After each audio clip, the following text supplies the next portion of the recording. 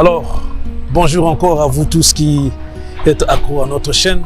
Nous sommes venus encore aujourd'hui apporter notre apport. Ça veut dire la 6e clé. N'oubliez pas notre thème, comment commencer pour bien finir l'année.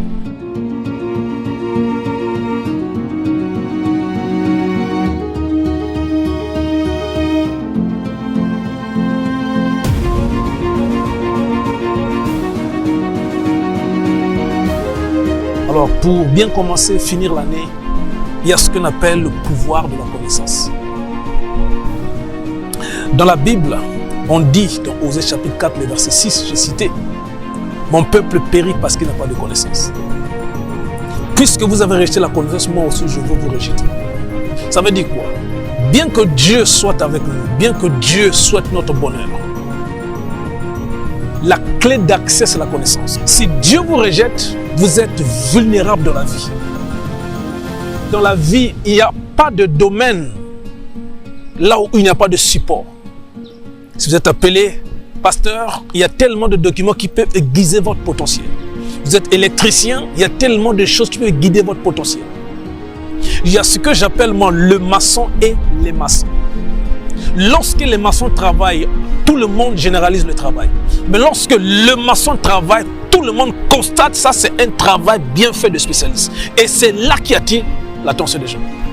La connaissance est indispensable dans la vie. Si vous voulez exceller dans n'importe quel domaine de la vie, il n'y a pas de secteur dans la vie là où il n'y a pas eu de héros qui a écrit son expérience. Et cette expérience peut vous aider à exceller dans la vie. Un homme a dit, tu seras la même personne 20 ans après la date d'aujourd'hui, sauf pour 2 choses. Les gens que tu fréquentes et les livres que tu lis. Lorsque tu lis un livre écrit par un auteur, surtout s'il est dans ton domaine, qu'est-ce qui se passe? Il te permet de monter sur ses épaules. Alors sur ses épaules, tu peux voir ce qu'il voit, mais plus clair que lui, et tu peux voir ce que tu peux voir. Donc tu as comme une double vision de la chose. Tu seras capable de faire mieux.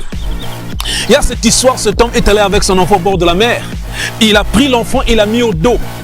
Et pendant qu'il causait, là où le papa était, sa vue était limitée. Mais l'enfant, ses épaules pouvaient dire à papa, papa regarde, papa regarde, papa regarde. Alors, le papa tellement, il voulait même taper l'enfant. Il dit, papa regarde. Il dit, mais je veux regarder quoi? Je regarde l'océan devant moi. Il dit, non papa, moi là où je suis les épaules, je peux voir au-delà des vagues qui se passent. Ça, c'est ce qui arrive lorsque vous êtes en train de lire. Il y a un pouvoir dans la lecture.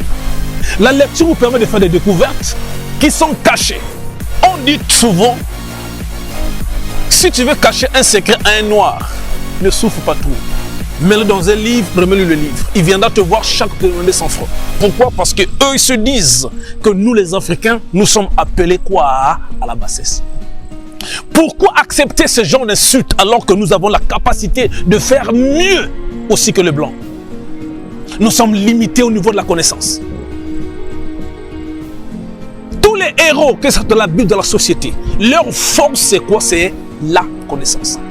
Or la connaissance, ça ne tombe pas du ciel, il faut payer le prix pour ça. Pour avoir la connaissance, vous devez lire les livres. Vous devez participer aux conférences. Ça va vous coûter de l'argent, mais c'est important si vous voulez sortir de la foule. Depuis que Jésus était sacrifié, Dieu s'était retourné de la foule. Si vous restez dans la foule, vous aurez du mal à être distingué. Lorsque vous sortez de la foule, tout le monde peut constater qu'il s'est passé quelque chose. Comment se distinguer? C'est par rapport à la connaissance. Mon père, dans la foi, l'évêque David Oyedepo, un jour, on l'avait invité à un séminaire, un grand programme. Je crois 2 mois avant, on lui avait donné le thème. Il a eu le temps de se préparer, ça c'est aux États-Unis. Et il arrive, le jour où il devait intervenir, Pendant la louange, qu'est-ce qui se passe? C'est à 10 minutes de là où il devait monter, c'est là où l'information arrive. On lui donne le papier, c'est un autre thème complètement différent de celui qu'on l'avait donné. Il pose la question à l'invité, mais ça, c'est pas le thème. Il dit, ah, on avait changé depuis longtemps, on t'avait pas dit, je suis désolé. Il était là, les gens chantaient déjà, on attendait qu'il monte dans le thème. Est-ce le moment de dire, oh, je suis désolé, on m'a changé de thème? Non. Lui-même, il dit, là où j'étais, je devais me connecter. Avec tout ce que j'ai absorbé, je suis monté à l'estrade, je dis, Seigneur, le reste, fais le reste. Lui-même, il dit, j'ai prêché des messages jusqu'aujourd'hui, ces CD sont vendus aux États-Unis. Qu'est-ce qui s'est passé? Il a juste fait sortir ce qu'il a avalé, les livres qu'il a lus, les conférences qu'il a tramées. Et c'est sorti comme ça, il a pu rassembler ce message et bénir les gens. Vous savez, tout le monde n'aime pas les surprises. Parce qu'ils ont peur. Est-ce que ça sera positif ou négatif? Croyez-moi, c'est des choses qui sont inévitables dans la vie. Il faut vivre prêt. Si vous n'êtes pas, vous serez surpris dans la vie. Voilà pourquoi aujourd'hui, je vous donne encore cette clé-là. Ne restez pas à la maison. Ne dormez pas lorsqu'il faut lire. Recherchez la connaissance. Je suis sûr que le Seigneur vous bénira encore. Merci à vous tous qui nous avez suivis. Je suis sûr que vous avez été édifiés aujourd'hui. Je reviendrai pour la prochaine clé, mais pendant ce temps, je vous encourage à vous abonner massivement, à partager cette vidéo à vos amis. Que Dieu vous bénisse encore. Donc s'il vous plaît, si vous avez suivi seulement aujourd'hui, nous avons commencé ce programme depuis. Donc il y a la première clé, la deuxième, la troisième, la quatrième, jusqu'à la dernière clé. Comment commencer pour bien finir l'année. Que Dieu vous bénisse encore. Merci à vous tous. Encore, on veut le meilleur et beaucoup de progrès, beaucoup de réalisations, surtout beaucoup de sérieux. Sinon, la même histoire va se répéter. Merci à vous.